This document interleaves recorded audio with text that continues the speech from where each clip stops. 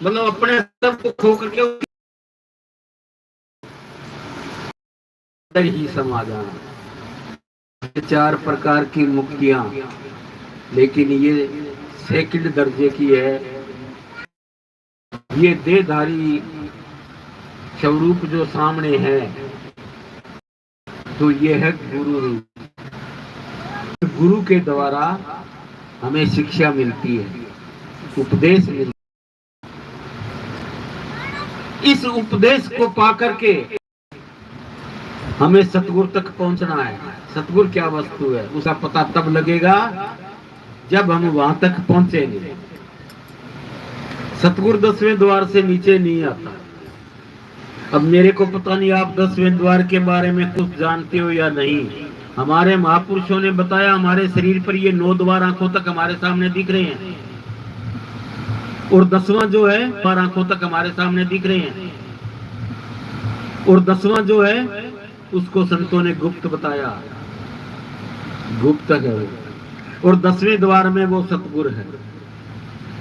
अब उस सतगुरु को मिलने के लिए 10वें द्वार तक की रसाई हमें खुद करनी पड़ेगी। जो हमें नाम, जिसको हम बोलते हैं नाम दिया, नाम नहीं, वास्तव में नाम का रास्ता।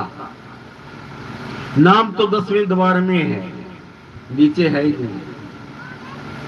तो इसलिए बोला कि गुण सतगुरु के गाना। सतगुरु के गुण तो तब गाए जाएंगे जब हम सतगुरु तक पहुंच जाएंगे।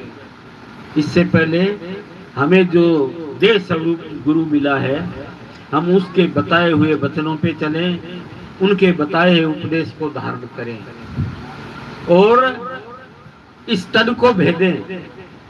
जितने भी ऋषि मुनि प्राचीन काल में हुए, सभी ने इस तन को भेदा।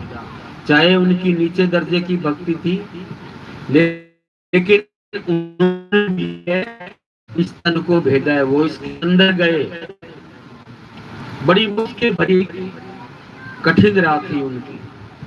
आज हमारे संतों ने तो बिल्कुल सरल रास्ता दे दिया। हमारे रूहानियत के संत कहा कि हमें पहाड़ की चोटी पे जाना है,